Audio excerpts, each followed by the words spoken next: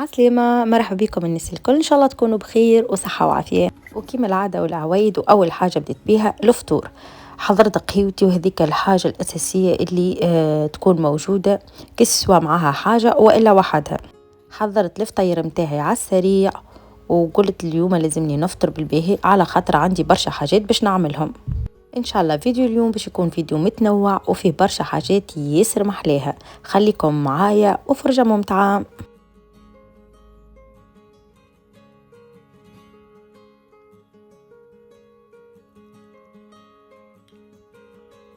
شوفوا البنات، لهنا حبيت نوريكم الستيس اللي باش نعملها.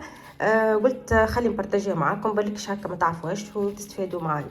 هذايا خذيتها من اكسيون، هما كانوا في الساشي نتاعهم نحيتهم الحاسيلو، حبيت نقردي هذيا باش نوريها لكم. هما عباره على هكا كيما وحيد يجوا هكايا كسوه مربعين ولا مدورين، احجام مختلفه، صغار كيف من هكا. فوالا فما كميه باهيه بالكدا. شفتوهم هذوما هما عباره على بروتكسيون، تعملوهم مثلا للكراسي. تو نوريكم باش تعملهم للكراسي نتاع الدار. يجوا هكا في احجام مختلفه، يحموا القاعه مثلا، خاصه اللي بديتك باللوح معناها والكل، باش ما تتخبشش وتفسد والكل. نعملوا هذوما للكراسي ولا للطاوله ولا اي حاجه باش هكا تبقى نظيفه، الباركيه يبقى نظيف ويبداش فيه هكا الريور معناها. باش ناخذ الكعيبات ونشوف. اول حاجه عندي الكرسي هذا باش نعمل له البروتكسيون، ميم حتى الطاوله باش نعمل لها. هذا باش نبدل لها الكعبات نتاعها ديجا تهروا على الاخر. نشوف الحاجه اللي يجي يظهر لي هذيا الكبيره. سينو باش نوريكم لهنا عندي زاده هذايا الفوتيه هذايا، حتى هو باش نعمل له نحس هكا لازم نعمل له البروتكسيون. نختار الكعبات المدورين الكبار. فوالا هكا استيوس حبيت نبارطاجيها معاكم لعل تفيدكم. فوالا البنات، قلبت الكرسي وجيت نشوف في الساقين نلقاهم هذوما ديجا ذابوا ثلاثه هذوما، وبقات الكعيبه هذه باش نحاها. فوالا فاسيلمون هكايا. وباش ناخذ هذوما جدد، ناخذ هذوما المدورين الكبار، نعمل معاكم الكعيبه. بسم الله. ناخذ الكعيبه هكايا، ها شو نعملوا لهنا، ناخذ الكعيبه هكايا فوالا ونحطها بالطريقه هذه، وهكا نكون عملت البروتكسيون للقاعه. باش ناخذ هذه كيف كيف وباش نلصقها هكايا، ننزل عليها شويه تلصق فميك هكاك. نعمل الاربعه ساقين سي بون. لهنا عملت لك عيبتين هذوما، عملتهم في الحجم الكبير على خاطر الساقين الكرسي ماهوش كيف من هنا اخشن من هذوما، وهذوما استعملت لهم الكعيبات هذوما الصغيرات اصغر شوي. فوالا شفتوهم، استعملت هذوما وهذوما هكا. شوفوا لهنا كيفاش ما عادش معناتها البوا ما عادش يحك على بعضه، ما عادش يعمل لك الريور، سهل هكايا. هاي فوالا ان شاء الله الفكره تكون عجبتكم.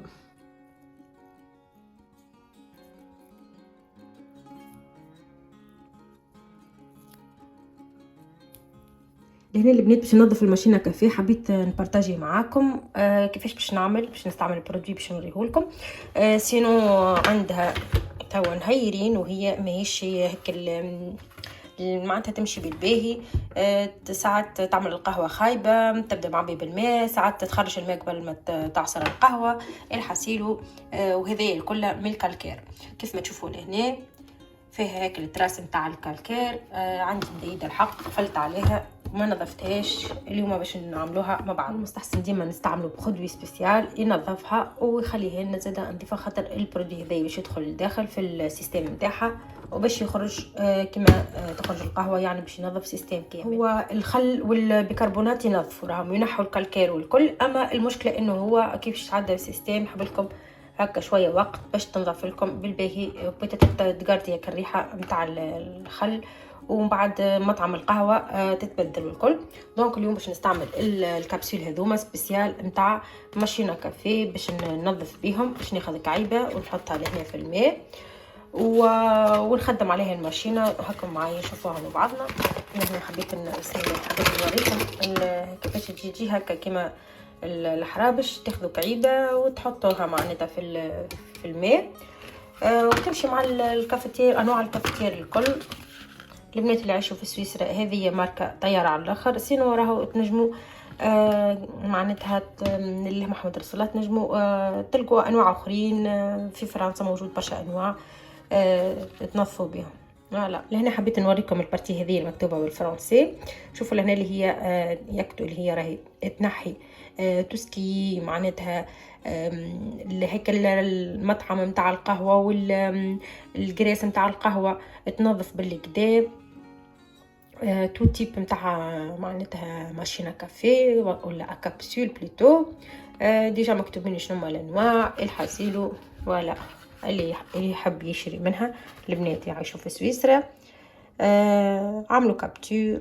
ومن هذه ماركه مارتيل. عبيت لهنا الماء ولهنا خديت كاس هكا كبير باش نحطه لهنا وباش ناخذ كعلبه من هذيا من غير ما نمسوها. ديجا نورمالمون عندها كيما واحده هكا بوشون نستعمله الكل الحاسيل. ردوا بالكم راهي تعمل اريتاسيون للعيون. حطيتها فوالا كيف ما تشوفوا. وتو باش نخدم الماشين.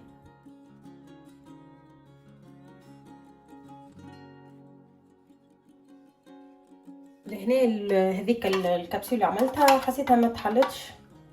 خلطتها بالمغرفه باش نعاود لاستيس من اول رجعتها لهنا. سينو شوفوا البنات الماء كيفاش خرج. ديجا شوفوا كيفاش اللون نتاعها اصفر من القهوه. هذه باش نخليها اكوتي وباش ناخذ كاس واحد اخر وباش نعاود نخدم عليها ونشوفوا.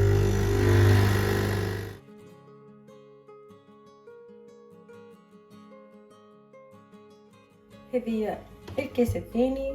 شوفوا البرودوي خرج تحسوا هكا الزيوت والكل اللي فيها تنقط على جهه برشا مرات حتى يخرج الماء نظيف.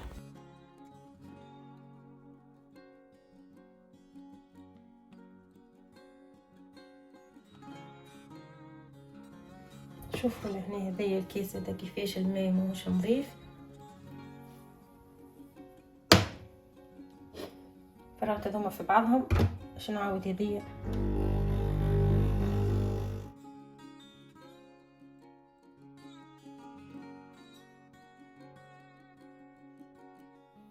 هذيا التنظيفه الاخرى. توا باش ناخذ هذيا نعاود نعبيه بالماء باش نعدي الماء نظيف نغسلها ساعه قبل باش نعدي الماء نظيف من السيركوي نتاعها. لهنا جست عبيتها بالماء وتوا باش نعاود نخدم عليها الماشينه باش تعدى الماء نظيف من غير هذيك البرودوي في السيركوي.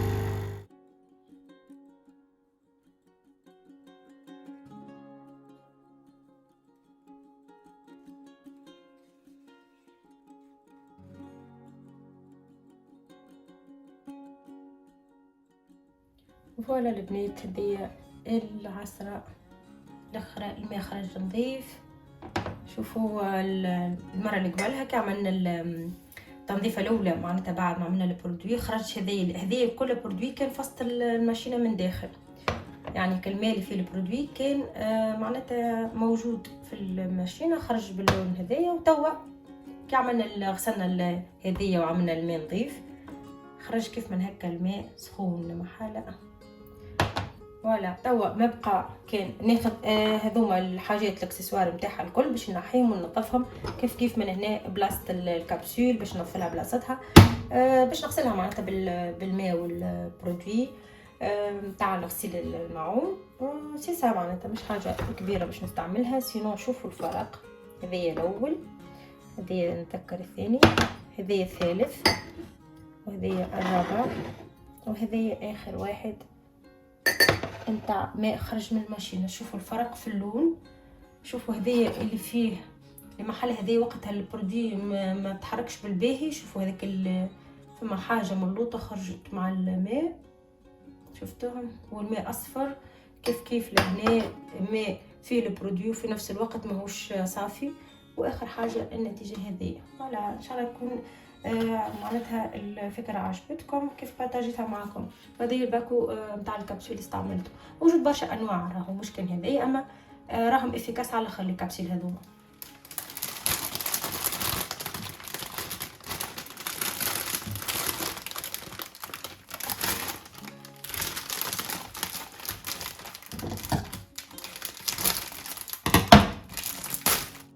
عندي لي بوكي دي فليغ هذوما باش نستويهم. هذايا البرودوي اللي يتحط معاهم في الماء الحاسيلو باش نستويهم، نقصلهم في الطول متاعهم ونقص شويه في هيك الاوراق اللي فيهم. ونحطهم في الفاز. ونحط معاهم البرودوي هذا اللي يجي معاهم، يخلي الورد يتفتح بشويه بشويه وتبدا معناتها محلاه الورده.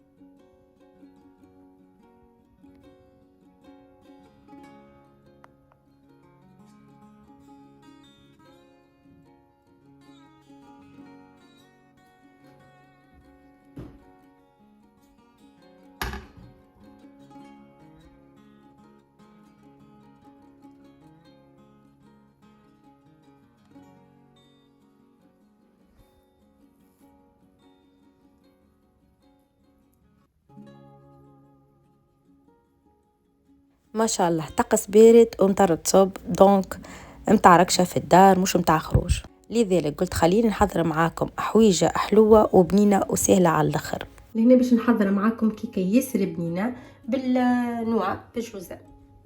عملت هنا كمية متاع جوزة، هروشتها، قسيتها معناتها بالسكينة. تنجموا ترحوها تعملوها بودر كيما تنجموا تخلوها كي كان حبها تبدا تتقرمش في وسط الكيك. عندي لهنا كعبتين عظم، عندي لهنا 150 جرام فارينة، 50 جرام نشا، 150 جرام قشطات نجموا تعوضوها بالرايب والا بالياغورت الناتوريل، 75 ملي زيت نباتي، 100 جرام سكر. لهنا تنجموا تزيدوا حسب الذوق نتاعكم، تجيكم لهنا معدله، اما تحبوها حلوه تنجموا تزيدوا شويه.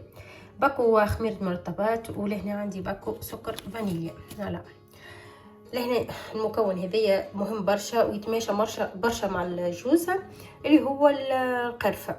ياسر بنينة تجي، نجموا تستغنوا عليه اللي ما يحبوش النكهة متاع القرفة. فوالا تو باش نحرك المكونات هذيا كلهم بعضها هيكم معايا ونحطها في الفور ونشوفوا الريزلت مع بعضنا.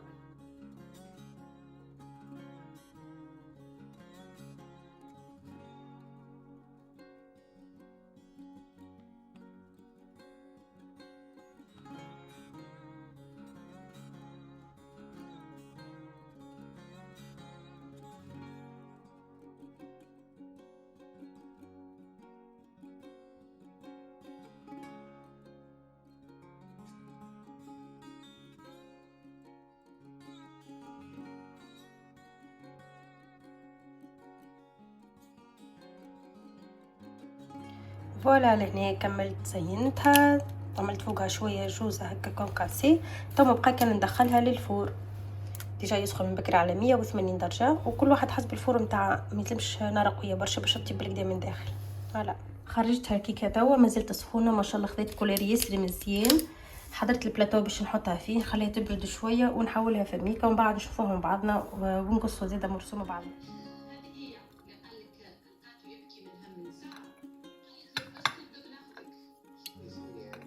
وما تحلى وما تكمل القعيدة كانت بخيرة وريحة فيوحة وبنينة. بصراحة من أكثر الحاجات اللي تعجبني كي نبدأ قاعدة هكا وراكشة نحط المبخرة بحذايا ويبدأ البخور ما شاء الله يعطي ريحة ياسر بنينة، وتحسوا هكا بالأجواء الشتوية وهكا والقعيدة ياسر محلاه.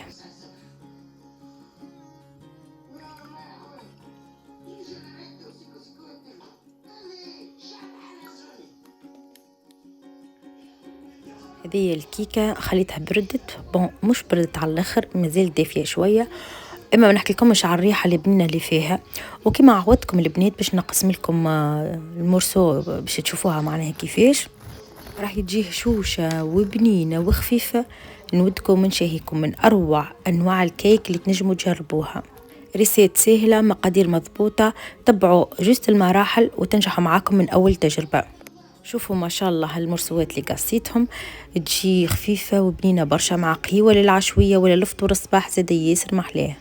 هذه المرسوة حبيت نوريه لكم هكا من قريب، طيبة ما شاء الله في حقها وريحتها بنينة، وخاصة انك القرفة زادتها بنة على بنة. من أكثر الحاجات اللي نحبهم كي نبدأ راكشة نعمل مسلسل نسيبتي العزيزة، وإلا شوف لي حل هكا واحد يتونس في الغربة والكل، ويخلق أجواء تونسية 100% كيف ما قلت لكم، مع ريحة البخور مع الركشة هكا حاجة ولا أروع.